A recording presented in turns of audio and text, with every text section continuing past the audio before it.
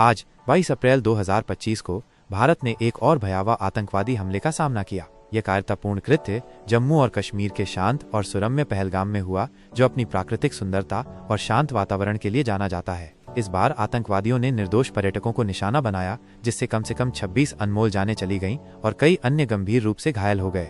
यह घटना न केवल एक मानवीय त्रासदी है, बल्कि भारत की सुरक्षा और शांति के लिए भी एक गंभीर चुनौती है। हमले का विवरण।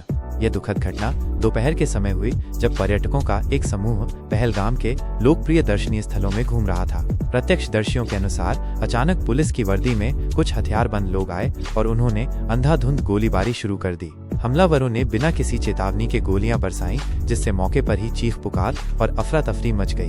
रिपोर्ट्स यह भी बताती हैं कि आतंकवादियों ने पीड़ितों से उनके नाम और धर्म के बारे में पूछा, जिससे इस हमले के पीछे एक सांप्रदायिक मंशा होने का संदेह पैदा होता है। हालांकि अभी तक इसकी आधिकारिक पुष्टि नहीं हुई है, लेकिन इस तरह की क्रूरता ने लोगों के मन में गहरा आक्रोश पैदा कर दिया है। हमले के बाद इलाके में मातम छा गया। खून से लथपथ शव और घायल लोग हर तरफ बिखरे पड़े थे। स्थानीय लोगों और सुरक्षा बलों ने तुरंत बचाव कार्य शुरू किया और घायलों को नजदीकी अस्पतालों में पहुंचाया गया। हालांकि कई पीड़ितों ने घटनास्थल पर ही दम तोड़ दिया, जिससे मरने वालों की संख्या में वृद्धि हुई। जिम्मेदारी और प्रतिक्रिया। लश्कर-ए-तैयबा नामक एक कुख्यात आतंकवादी संगठन ने इस जघन्य हमले की जिम्मेदारी ली है। यह संगठन पहले भी भारत में कई बड़े आतंकवादी हमलों में शामिल रहा है और इसकी विचारधारा हिंसा और आतंक फैलाने पर आधारित है। इस संगठन द्वारा इस हमले की जिम्मेदारी लेना कोई आश्चर्य की बात नहीं है, लेकिन इसने भारत की सुरक्षा एजेंसियों के सामने एक बड़ी चुनौती जरूर खड़ी कर दी है। इस कायराना हमले की खबर फैलते ही पूरे देश में शोक और गुस्से की लहर दौड़ गई। प्रधानमंत्री नरेंद्र मोदी ने इस घटना की कड़ी निंदा की और इसे आतंकवादियों की एक कायरतापूर्ण हरकत बताया। उन्होंने मृतकों के परिवारों के प्रति अपनी गहरी संवेदना व्यक्त की और घायलों के शीघ्र स्वस्थ होने की कामना की। प्रधानमंत्री ने गृह मंत्री अमित शाह से तत्काल बात की और उन्हें स्थिति का जायजा लेने के लिए तुरंत श्रीनगर जाने का निर्देश दिया। केंद्रीय गृह मंत्री अमित शाह ने भी इस हमले पर गहरा दुख व्यक्त किया और कहा कि सरकार आतंकवाद के खिलाफ अपनी लड़ाई को और तेज करेगी। उन्होंने कहा कि इस घिनौने कृत्य के परपेट्रेटर्स को बख्शा नहीं जाएगा और उन्हें कानून के कटघरे में लाया जाएगा। गृह मंत्री तुरंत नई दिल्ली से श्रीनगर के लिए रवाना हो गए और वहां पहुंचकर उन्होंने उच्च अधिकारियों के साथ एक आपातकालीन बैठक की। उन्होंने सुरक्षा व्यवस्था की समीक्षा की और आगे की कार्रवाई की रणनीति पर चर्चा की। सुरक्षा बलों ने तत्काल कार्रवाई करते हुए पूरे इलाके को घेर लिया और आतंकवादियों की तलाश के लिए एक बड़ा तलाशी अभियान शुरू किया। सेना, पुलिस और अन्य सुरक्षा एजेंसियां मिलकर काम कर रही हैं ताकि हमलावरों को जल्द से जल्द पकड़ा जा सके।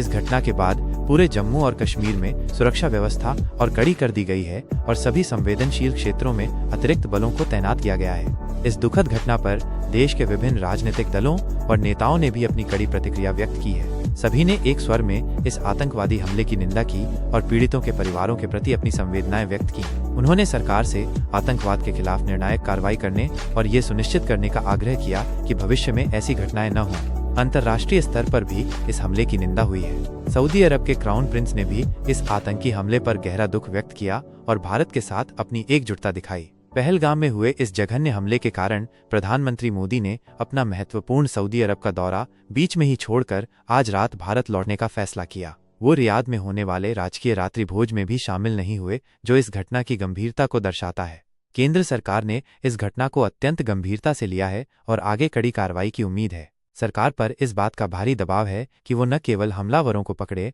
बल्कि आतंकवाद के नेटवर्क को भी ध्वस्त करे, ताकि भविष्य में इस तरह की घटनाओं को रोका जा सके। पृष्ठभूमि और चिंताएं।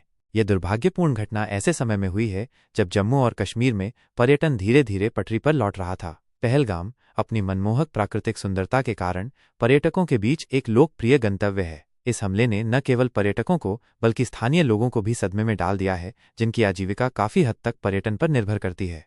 यह हमला ऐसे समय में भी हुआ है जब जल्द ही अमरनाथ यात्रा शुरू होने वाली है, जिसमें देश भर से लाखों श्रद्धालु भाग लेते हैं। इस घटना ने अमरनाथ यात्रा की सुरक्षा को लेकर भी चिंताएं बढ़ा दी हैं। सरकार और सुरक्षा एजेंसियों के लिए यह एक बड़ी चुनौती है कि वे इस महत्वपूर्ण धार्मिक यात्रा को सुरक्षित और शांतिपूर्ण ढंग से संपन्न कराएं।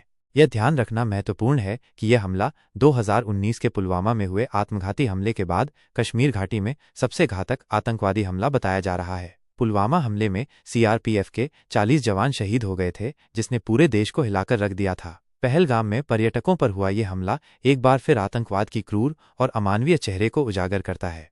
आगे की राह। इस दुखद घटना के बाद भारत के सामने कई महत्वपूर्ण सवाल खड़े हैं। सबसे पहला और महत्वपूर्ण सवाल ये है कि इन आतंकवादियों को कैसे पकड़ा जाए और उन्हें न्याय के कटघरे में कैसे लाया जाए। दूसरा महत्वपूर्ण सवाल ये है कि भविष्य में इस तरह के हमलों को रोकने के लिए क्या कदम उठाए जाएं।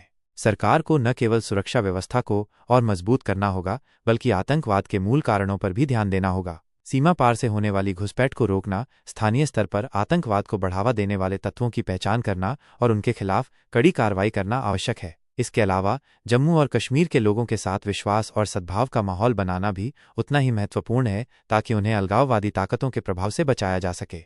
ये भी जरूरी है कि देश के सभी नागरिक एकजुट होकर आतंकवाद के खिलाफ लड़ाई में सरकार का साथ दें। हमें किसी भी तरह की सांप्रदायिक विद्वेष या विभाजनकारी ताकतों को सफल नहीं होने देना चाहिए। आतंकवाद का कोई धर्म नहीं होता और ये मानवता का दुश्मन है। पहलगाम में हुए इस कायरतापूर्ण हमले में जान गंवाने वाले निर्दोष पर्यटकों के प्रति हमारी गहरी संवेदनाएं हैं। इस दुख की घड़ी में पूरा देश उनके परिवारों के साथ खड़ा है। हमें उम्मीद है कि सरकार जल्द ही दोषियों को पकड़ेगी और उन्हें कड़ी से कड़ी सजा देगी। इसके साथ ही हमें ये भी उम्मीद करनी चाहिए कि सरकार भविष्य में ऐसे हमलों को रोकने के लिए प्रभावी कदम उठाएगी और जम्मू और कश्मीर में शांति और स्थिरता बहाल करेगी। ये हमला हमें याद दिलाता है कि आतंकवाद एक गंभीर खतरा है और इसके खिलाफ लड़ाई में हमें कभी भी ढिलाई नहीं बरतनी चाहिए। हमें एकजुट होकर इस चुनौती का सामना करना होगा और एक सुरक्षित और शांतिपूर्ण भारत का निर्माण करना होगा।